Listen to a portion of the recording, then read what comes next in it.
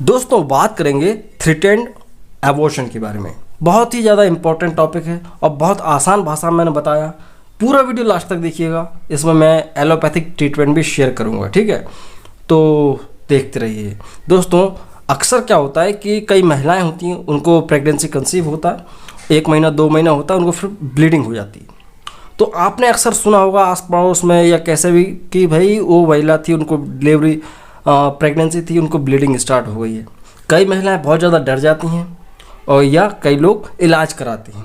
तो यही जो कंडीशन होती है इसी को बोलते हैं थ्रेटेंड एबॉर्शन। ये तो हो गई क्या एक आम भाषा में आपको समझाने के लिए बात। अगर बात की जाए पर्टिकुलर कि थ्रेटेंड एबॉर्शन का मतलब क्या होता है, तो पहले समझो आप एबॉर्शन क्या होता है। कि भाई जो प्रेगनेंसी 22 हफ्ते तक की जो प्रेगनेंसी अगर वो टर्मिनेट हो जाती है, मिसकैरेज हो जाता है, तो उसे बोलते हैं एबॉर्शन, कि भाई एबॉर्ट हो गया।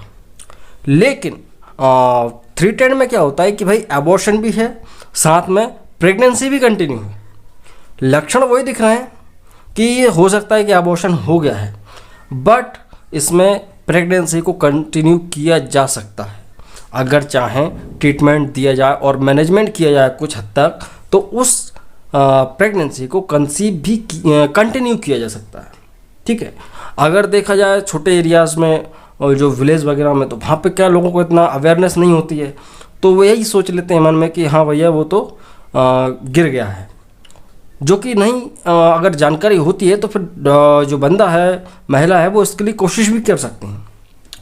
तो कई बार ऐसा होता है महिलाओं की प्रेगनेंसी चल रही है, एक बार नहीं 2-3 बार, हर बार ऐसा होता है। कई बार होता है कि उनको 2 महीने बाद ब्लड आ जाता है, ब्लड का क्लॉट आ जाता है, स्पॉट आ जाता है थोड़ा सा। तो वो है क्या एक्चुअल में, तो इसी को बोलते हैं दोस्तों क्या, थ्रेटेंड एबॉर्शन। अब जाहिर सी बात है, इसमें होता क्या है कि जो फीटस होता है, मतलब जो बच्चा होता है, वो प्लेसेंटा से खिसक जाता है। प्लेसेंटा से जुड़ा रहता है, जाहिर सी बात है प्लेसेंटा उसको न्यूट्रिशन, ऑक्सीजन, सर्कुलेशन हर एक चीज़ के लिए मेंटेन करता है। तो कई बार क्या होता है, फीटस प्लेसेंटा से थोड़ा सा खिसक जाता है, अलग नहीं होता है, तो उस कारण से थोड़ा बहुत ब्लड आ जाता है। फीटस लाइव होता है, फीटस जिंदा होता है, लेकिन वो ब्लड जब आता है तो महिला डर जाती है कि ये क्या हो गया। तो ये है, ठीक है। तो इसमें होता बेसिकली यही कि भाई फीटस से थोड़ा सा प्लेसेंटा अलग हो जाता है, लेकिन कनेक्टेड रहता है। तो ये होता है दोस्तों, ये 22 हफ्ते तक की इसमें ये कहा जा सकता है कि भाई 22 हफ्ते तक की अगर कंडीशन है तो उसमें अपन थ्रेटेंड बोल सकते हैं। 22 हफ्ते के बाद होता है तो उसमें बहुत ज़्यादा रिस्क बढ़ जाता है और उसमें बचाना पॉसिबल नहीं हो पाता। बात करेंगे इसमें सिम्टम्स क्या होते हैं, तो देखो थ्रेटेंड एबॉर्शन में क्या होगा, जो नॉर्मल एबॉर्शन होता है सेम वैसा ही होगा भाई। इसमें कई बार महिला को ब्लड का स्पॉट आ जाएगा, थोड़ा बहुत छींटा आ जाएगा, एक दो बूंद गिर जाएगा, या बहुत सारा एकदम से क्लॉट आ सकता है। तो पहला लक्षण तो यही है। दूसरा है कि भाई पेल्विक पेन होगा, इतने हिस्से में, एब्डोमेन में, पेल्विक एरिया में दर्द होगा बहुत तेज। उसके अलावा अगर बच्चे की जांच की जाती है, यूएसजी ही करना पड़ेगी, ठीक है। अल्ट्रासाउंड होता है, जांच की बात करें तो अल्ट्रासाउंड होगा, तो उसमें फीटल की हार्ट रेट तो शो होगी, क्योंकि फीटस जिंदा रहता है, बच्चा जिंदा होता है। और फर्स्ट ट्राइमेस्टर में कभी भी ब्लीडिंग हो सकती है, यही इसका मेन है। मेन इसका सिम्टम ये है कि भाई अगर बात करें थ्रेटेंड की कि भाई थ्रेटेंड है या नहीं, तो कोई भी एक आम आदमी इसको पहचान सकता है। भाई सर्विक्स का मुंह नहीं खुलता, सर्विक्स की ओपनिंग नहीं होती, या बोलो चाहिए सर्विक्स डायलेट नहीं होती, ठीक है। अगर एबॉर्शन होता है नॉर्मल तो उसमें सर्विक्स थोड़ा सा खुल जाता है, बट इसमें नहीं खुलता, बट ब्लड आता है सिर्फ। तो ये होगा इसके क्या सिम्टम्स। बात करें कारण की, तो कारण कोई भी नहीं है। अपन डायरेक्टली कारण किसी चीज़ को नहीं बोल सकते इस चीज़ में। हाँ ये कह सकते हैं कि भाई महिला के अंदर खून की कमी है, डाइट सही नहीं है, या उसको कोई बीमारी है, किडनी की, लिवर की, या फेफड़े की कोई बीमारी है, कार्डियोलॉजिकल प्रॉब्लम है, हार्ट की प्रॉब्लम है, ये सब हम कह सकते हैं, या फीटस की पोजीशन। बट ये कारण नहीं होते हैं। कहने को अपन हार्मोनल बदलाव भी कह सकते हैं, हार्मोनल चेंजेस कह सकते हैं, बट कोई भी इसका कारण नहीं होता। ये किसी को भी हो सकता है। तो आई थिंक अब आपको समझ में आ गया होगा कि भाई थ्रेटेंड एबॉर्शन क्या है। अब मेन बात आती है इसका ट्रीटमेंट क्या किया जाएगा। देखिए जैसा कि मैंने आपको बताया, ये थ्रेटेड में क्या होता है कि अबॉर्शन भी होता है और साथ में प्रेगनेंसी को कंटिन्यू भी किया जा सकता है अगर कोशिश की जाए तो कुछ ट्रीटमेंट दिया जाता है। उससे ये महिला जिनको ब्लीडिंग हो रही है प्रेगनेंसी के दौरान तो उनको ठीक किया जा सकता है। अगर ट्रीटमेंट नहीं दिया जाएगा तो वो कंडीशन बढ़ेगी और फिर वो फाइनल एबॉर्शन भी हो सकता है। तो कई मेडिकल स्टूडेंट मेरे वीडियोस देखते हैं तो वही इस चीज़ को सीखें। अगर एक आम आदमी है तो उसके लिए आप यहाँ से वीडियो काम कर नहीं है तो वो चाहे तो स्किप कर सकते हैं। तो दोस्तों यहाँ पे थ्रेटेड एबॉर्शन का ट्रीटमेंट के लिए सबसे पहले नंबर पे आएगा क्या, हाइड्रोक्सी प्रोजेस्टेरोन कैप्रेट।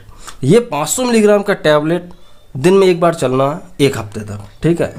ये हार्मोनल चेंजेस को मेंटेन करता है, ठीक है। उसके अलावा डुआडलिन टैबलेट आता है, डुआडलिन टैबलेट। डुआडलिन टैबलेट में होता क्या, बेसिकली आइसोक्सप्योरिन हाइड्रोक्लोराइड। तो आइसोक्सप्योरिन हाइड्रोक्लोराइड का टैबलेट एक दिन में 3 चलाया जा सकता है, सुबह दोपहर शाम दिया जाएगा ये टैबलेट को। और ये बेसिकली क्या है, ये एक प्रकार का वैसोडाइलेटर होता है, ठीक है। वैसोडाइलेटर होता है जो कि स्मूथ मसल्स को रिलैक्स करता है। तो ये चलेगा दिन में 3 बार, ये भी 4 से 5 दिन तक चलाया जा सकता है। उसके अलावा दोस्तों एक टैबलेट होता है क्या, गैस्टिन, जिसके अंदर होता है एलिल लेस्ट्रोल। ये एक प्रकार का स्टेरॉयडल ड्रग है, ठीक है। तो ये एक्चुअल क्या होता है, प्री मैच्योर बर्थ को रोकता है। एक रिस्क इसमें यही होता है, अगर किसी महिला को थ्रेटेड एबॉर्शन हो रहा है और वो ठीक करते हैं तो रिस्क बढ़ जाता है प्री मैच्योर डिलीवरी का, प्री मैच्योर बर्थ का। तो ये उसको रोकने का काम करता है कि भाई ठीक है अभी जो कंडीशन चल रही लेकिन प्री मैच्योर बर्थ को भी कंट्रोल करना है, अदरवाइज बच्चे के लिए ठीक नहीं है ना। तो वो है। उसके अलावा ब्लीडिंग को रोकने के लिए इटामसाइलेट दे सकते हैं, इटामसाइलेट का इंजेक्शन लगाओ या टैबलेट दे सकते हैं, ठीक है। IM इंजेक्शन लग जाता है और 500 मिलीग्राम का टैबलेट दे सकते हैं दिन में 3 बार, ठीक है। और इस कंडीशन में इतनी ज़्यादा ब्लीडिंग होती नहीं है तो दिन में 2 बार दे सकते हैं, सुबह शाम, ठीक है। तो इटामसाइलेट दे सकते हैं। इटामसाइलेट नहीं देना तो आप टेनाक्सिमिक एसिड दे सकते हैं। ये सारे के सारे हीमोस्टैटिक एजेंट्स होते हैं, इनसे ब्लीडिंग कंट्रोल हो जाएगी, ठीक है। अब यहाँ पे एक और चीज़ होती है कि कई बार कारण जो है प्लेटलेट्स की कमी से भी होता है, कि हो सकता है कि महिला के शरीर में प्लेटलेट्स की कमी हो तो उस वजह से भी ब्लीडिंग हो जाती है। तो उस चीज़ को भी चेक किया जाता है कि भाई अगर USG की है, अल्ट्रासाउंड किया जाता है, एक HB की जांच की जा सकती है, एक CBC की जा सकती है, प्लेटलेट्स का काउंट चेक किया सकता है। अगर प्लेटलेट वगैरह कम है तो फिर प्लेटलेट ट्रांसफ्यूजन किया जाएगा, प्लेटलेट को बढ़ाने के लिए अलग से ट्रीटमेंट दिया जाएगा, ठीक है। उसके अलावा खून की कमी हो जाती है, जाहिर सी बात है ब्लड आता है तो थोड़े से चक्कर वगैरह आ जाते हैं महिला को, तो फोलिक एसिड की टैबलेट चला सकते हैं 5 मिलीग्राम की फोलिक एसिड। जो भी आपको ब्रांड अच्छा लगता है वो आप दे सकते हैं।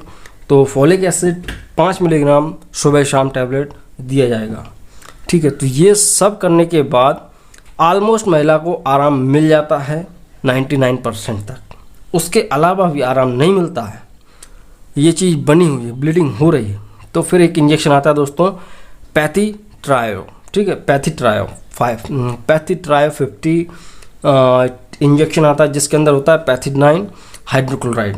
ये इंजेक्शन दोस्तों इंट्रामस्कुलर लगता है महिला को हफ्ते में 1 बार, तो इससे काफ़ी हद तक मदद मिल जाती है। तो यही इसका ट्रीटमेंट होता है। आई थिंक अब आप समझ गए होंगे कि थ्रेटेड एबॉर्शन क्या होता है, कारण क्या होता है, इसका लक्षण क्या होता है और उसमें एलोपैथिक ट्रीटमेंट क्या चलेगा, ठीक है। वीडियो अच्छा लगा तो प्लीज़ से लाइक कर सकते हैं और जिससे मुझे मोटिवेशन मिलेगा। और अगर आप चैनल को करते हैं सब्सक्राइब तो आपको ऐसे ही वीडियो आपके पास आते रहेंगे जो कि आपके काम आएंगे। तो प्लीज़ से डू सब्सक्राइब, इसका कोई चार्जेस नहीं लगता है, फ्री होता है। तो प्लीज़ से सब्सक्राइब जरूर करें और बेल आइकन को भी जरूर दबाएं, ठीक है। तो आप देख रहे थे ज्ञानी द मेडिकल चैनल, मैं हूँ शिवम। तो मैं मिलता हूँ अगले वीडियो में। जय हिंद, वंदे मातरम।